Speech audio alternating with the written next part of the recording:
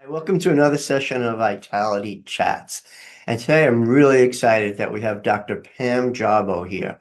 When I think of heart-centered chiropractors, the people who really fly with their heart out first, I think of Dr. Pam Jarboe. I know she runs ChiroBloom, a coaching program that has affected hundreds and hundreds of chiropractors. She's taught internationally all over the world about chiropractic management. She has been a good friend of both Nancy and I for years. She's one of the only people I know whose humor and mind don't conflict at all. And we really have a great time we're together. And she actually accepts me for who I am. And I am honored to accept her for who she is, who's an amazing person who has really made changes in people's lives over the last years. So welcome, Pam. Thank you so much for joining this Thank you. Vitality Chat. Would you mind taking a moment and just introduce yourself and your story about chiropractic and how you got into chiropractic? Sure, I'd love to. So, Pam Jarboe, and I practice in Acton, Massachusetts, soon to be Manchester, Massachusetts. But I've been in practice for 30 years this year, and I became a chiropractor in 1995. I had worked for a chiropractor by some great accident of the universe.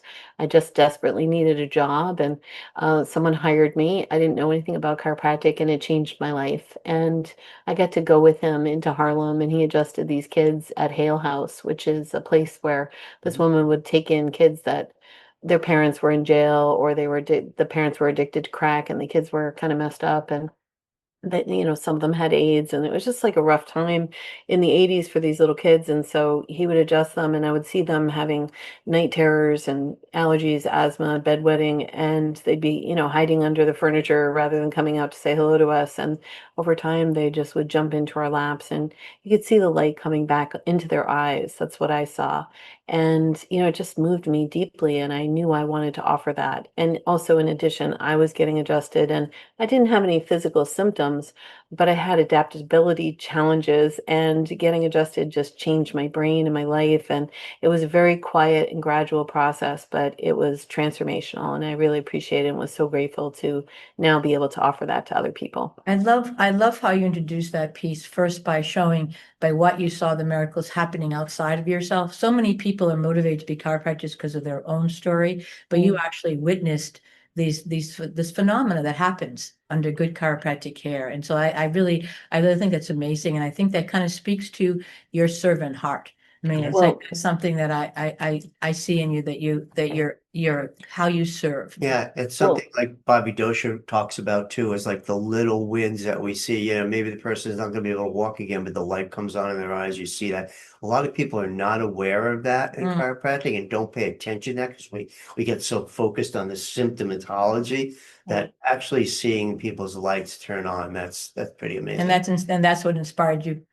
Well, it's interesting that you say that, and I just love both of you so much for even recognizing that I noticed that. But I'm a little videographer sometimes. I'm just such an observer. Mhm. And I did notice I would go home after my days at work. I didn't have a television. I barely had any furniture. I had this old hairdresser's chair with like the thing that comes Yep. over your head. I had Right. put a plant in the back, and I'd sit in that chair because I found it on the side of the road. I'd sit in that chair and I'd journal about my day.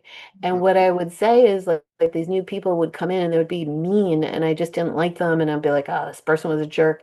And then I noticed like after like 5 or 6 visits, that light came on in their eyes, and they started to feel more connected and curious about outside themselves. And I just thought, wow, that's kind of profound. Like they're Yeah. really different after just a few adjustments. So even in my early years, nobody was talking about brain-based chiropractic, nobody was talking about adaptability, but that was my observation. Sure. I sat in my little hairdresser chair. That's cool.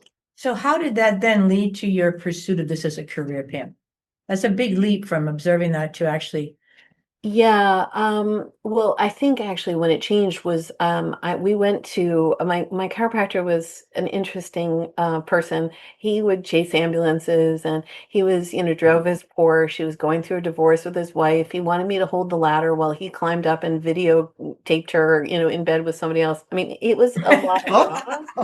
And I was just like, I need a job, and this is super crazy. So I would walk to work and walk home and just be like, what is, he made me uncomfortable, but the work was really lovely.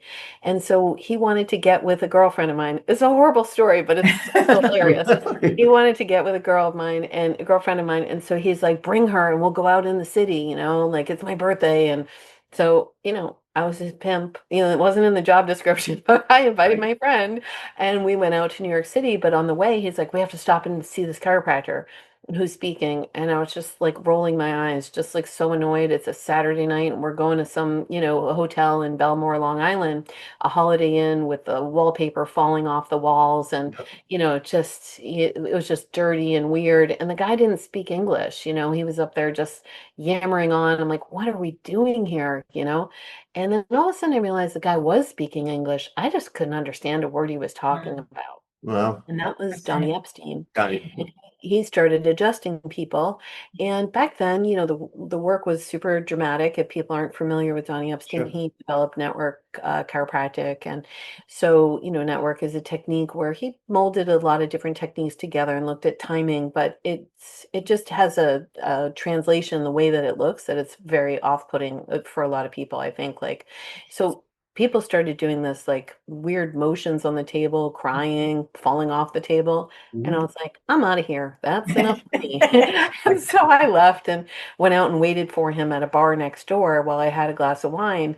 And then we went out into the city and I thought nothing of it. And then, like, within the next few weeks, his whole life was turning upside down. He was Mm, changing his practice from this pain-based thing.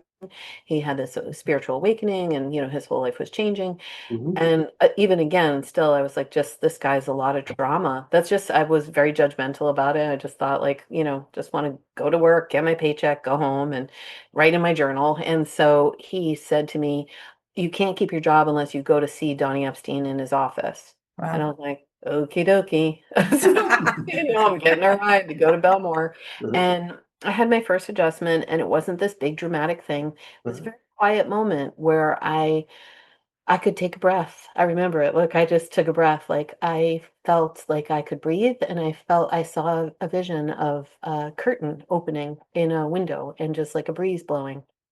And it doesn't sound very profound, but I had had a lot of trauma up until that point, and it just was an amazing feeling to just feel like I could breathe. Yeah. And I didn't realize I wasn't breathing. That was Mhm. it, Mm, mm, and mm. but It's big. That's huge. That's within huge. 2 days, I was like, I really want to be able to give that to people. And Mm, it was one of those things I didn't think about it because, again, I had no money, I didn't have a car, I didn't have anything, but I just knew I really wanted to be able to give that to other people. Like, what a profound thing. And so when I did make the decision, I never looked into what the curriculum was. I didn't know how much it would cost. It wasn't a thinking thing. I just got a ride, in somebody's landscaping truck with my stuff in the back. And I moved to Marietta, and I rented a Marietta. 3 bedroom. And then I didn't come out of my room for like 4 days. I was in shell shock, like, what did I just do? But it was the best thing. And I could say that it was the best decision I ever made, but it was a very inside out thing. It wasn't a decision. I just Yeah. went. So, Yeah, I think, mine and I talk about this all the time is that we call it the calling. It's like there's just a calling and there's no rational thought. You mhm, can't really, but there's something you said that really strikes true for the people that we talk to that stay in the game for 25, 30, 35 years in chiropractic is that sense of like, I have something that I can help somebody. Like I mm, can share this. And it's like, and I, and one of the first person we interviewed was somebody who was saying like, been in practice longer than us. And what he said was, I know that I can relieve suffering. And having this skill, like that is something that drives my service every day. I kind of hear that in your story. It's yeah, not, it's just like the sense of that you're well aware of the effect that these adjustments have on people and how it transforms their life because you yourself had that experience. And even though you might not have had the logical words that went with it to kind of explain it as a brain basic and all the neurology behind it, you didn't need it. You went with it because it's like it was kind of like what spoke to you. I think that's really beautiful, Pam. And I know that that's kind of how you live your life by the sense of where you need to be, what you need to be doing, and really trusting that. And oftentimes that takes a lot of courage. So I'd it like to. does. And it also, I would just want to speak to it in case anyone else has those moments. What's hard is that other people are looking at you like, have you lost your mind? Mhm. And so I was treated like I joined a cult when I Yeah, Mm, went sure. away to yes. school. And it was really shocking to people because I didn't do it like a normal process. I just Mhm. moved, Right, but I had a deep internal knowing that people couldn't see. right. So, Well, I think those kind of moves, when you make those kind of moves with all the other people, throwing daggers at you and trying to block your road, and you make those moves, they become more powerful. mm, It's really, it's really an internal motivation. I mean, we talk about that all the time. We talk about to our members and people when you're talking to patients, it's like when the light comes on, it's because they had an internal shift. It's not because of what you told them or taught them. And I think you experienced that. You had an internal shift. And that's what we talk about when we practice and when we maintain our attention is allowing that person the space to have the internal shift, because that's what builds the commitment. That's what builds the long-term care. That's what builds the relationship. I would like to speak to a little bit about that. And one of the things that we talk about a lot and with our people that study with us is the educational process, which is definitely more of a left brain experience. It's like to be able to tell the story, to be able to communicate it and from an authentic way. And I feel like that's the piece that we try to set the environment up, like what Donnie Epstein did. Like you walked into that environment, you did not speak his language, but you had an experience. And over time, you learned the language. And that's true for myself as well. I had an experience of chiropractic, but no one gave me the language. I just had an experience of it, which I wanted more of. So that piece of like, if you can set the environment as chiropractors, encourage you set the environment up to invite people in, to let them learn our language. Because it is, for a lot of people, it does look like a cult. It does look like you're stepping out. You may mm, be losing your mind.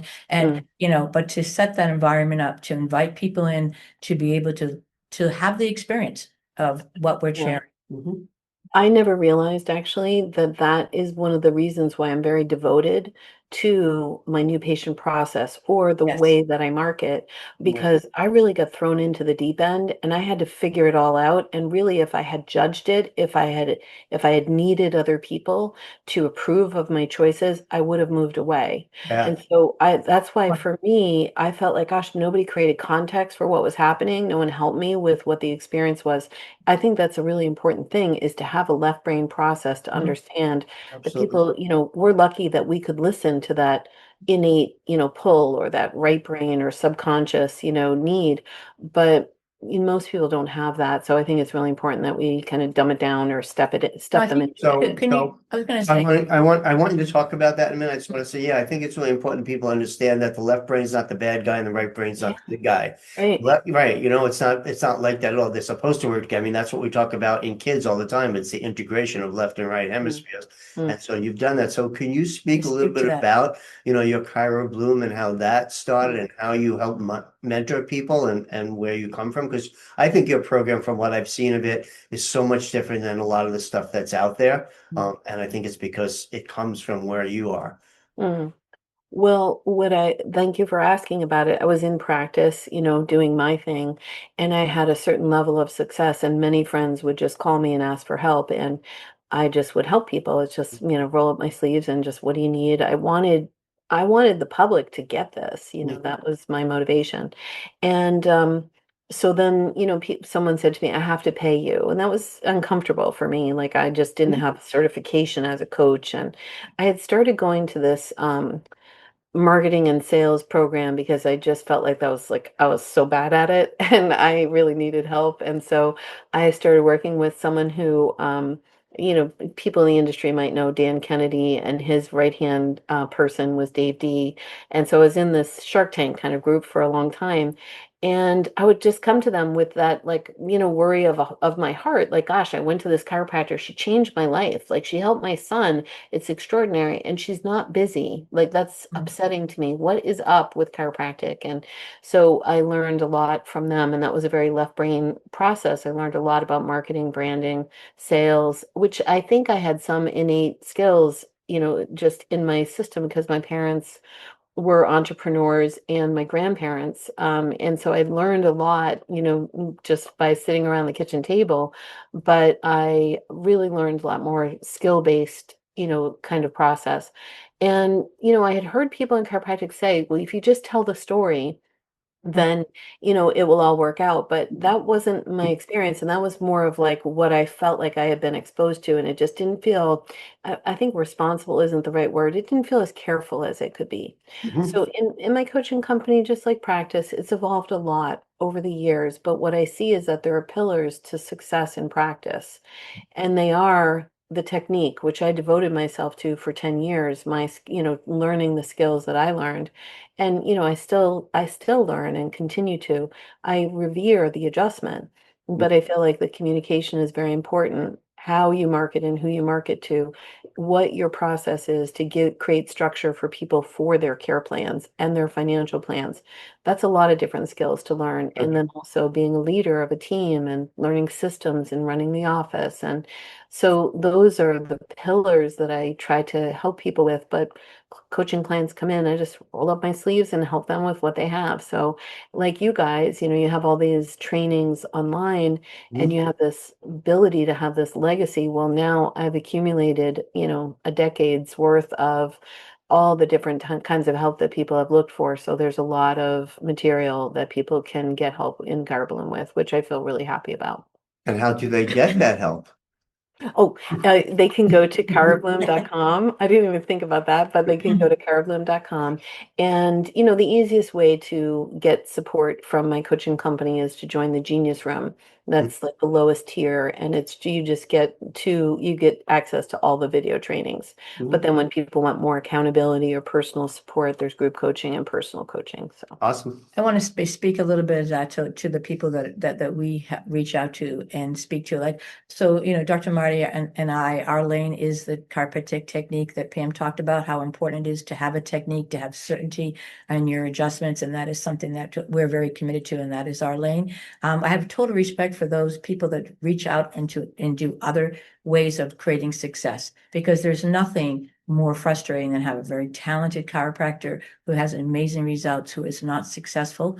That doesn't serve anyone, doesn't serve that person, doesn't serve our That's a it profession. doesn't serve our profession. Our profession needs successful chiropractors, because it's from that success that we can then contribute back, whether it be to our schools, to our associations, or whatever else that strengthens. We need to be successful. So I really appreciate, Pam, you taking, from your story, from what was lacking for you, that you actually took that opportunity to create a program to speak to these. And I know this is true for a lot of young chiropractors that come out there confused. They don't know where to begin. So for you to create these, and not just young, such all levels. all Yeah. all All ages it's all about. need this kind of training. So we really appreciate you stepping out and creating this coaching program. And we know it's a program that is heart-centered, that is respectful, and really accepts each individual chiropractor for their And strengths. that's what I like about it from what I've seen of it. It's not cookie cutter. There's so many cookie cutter programs out there and they don't ring true.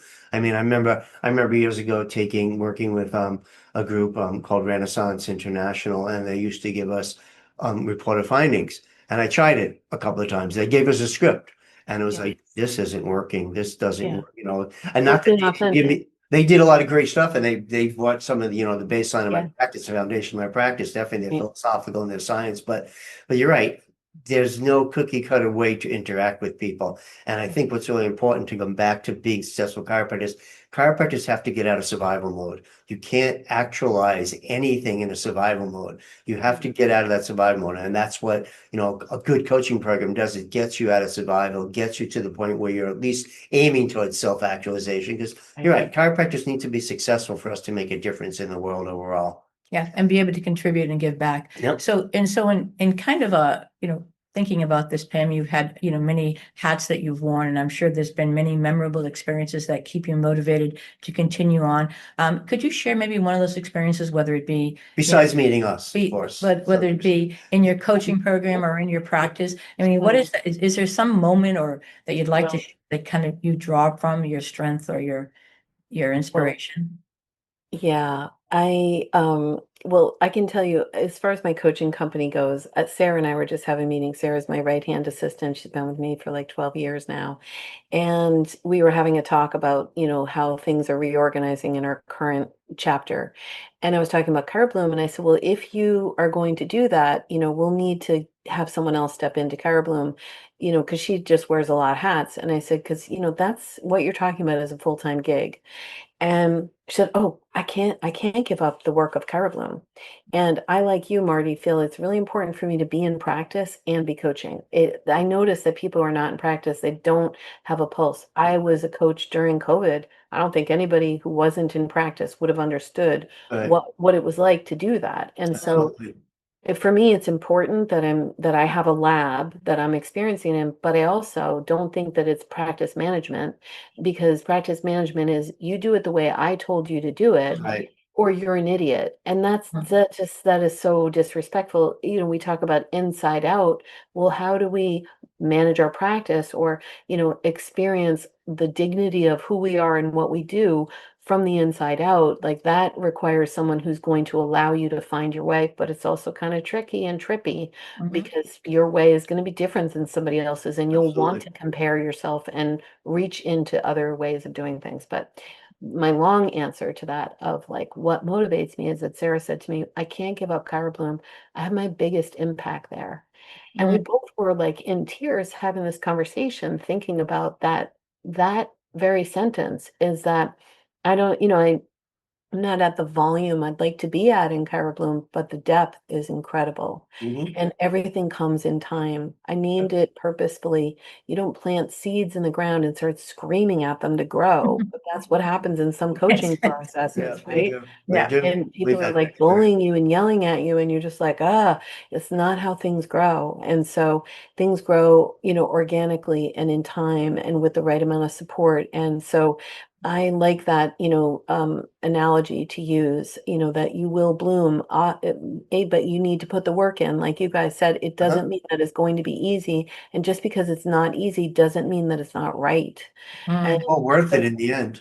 or worth it. And so my deepest motivation in, my practice, but also in ChiroBloom, is that it kind of comes from like a hurt, in that I would grew up with someone who was very dysregulated. My mom really had a lot of trouble. And I always thought, like, gosh, I wish I had gotten chiropractic care when I was a kid, when I listened to people's stories.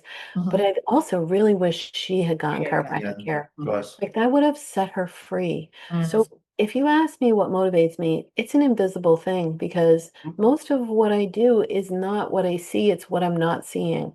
The mm, people that come into my office, I see a lot of families, and I've seen them for years, like you guys. And I'm just like, they're not getting what I got. You know what I mean? Like, mm, it's pretty awesome. I can just tell the whole family came in, "Arr," and then they leave. And it's like this just mm, peaceful feeling. That's an incredible thing to be able to give the world. Mhm. It's a small, invisible thing. And their symptoms might change, and they're better and they're worse. And, you're Right. just seeing them in a journey of symptoms over time. But the thing is, they're together, there's peace, there's harmony, there's breath, there's ease. It feels tremendous to me that people have an oasis. So to be able to help alleviate suffering, Nancy, like you said, is a deep longing of mine. And I love to be able to help chiropractors to alleviate their suffering, but it's so much bigger than that, because like it's crazy that we're not all like mobbed. Look at If Dunkin' you- Donuts Yeah, around here, and the lines are out the door. I'm like, the world is just upside down, and there's yeah, no it is. reason for any chiropractor not to be in abundance. mm. I agree. Thank you so much, Pam, for your inspirational story, Right. and how you've taken your life experience and found ways to serve on such a high level. And we certainly appreciate your vision for yourself, and And your for our desire profession, and to your move the desire. profession Yeah, forward. We really do appreciate it. it's very inspiring, Pam. So if you are inspired as we are, please check out ChiroBloom.com and Dr. Pam Jarboe. I do not think you will be Disappointed. disappointed. And if you Thank are, I'm going to hear about it. thank you, Pam. Thank you. Have a Thank you great very day. much. Bye bye.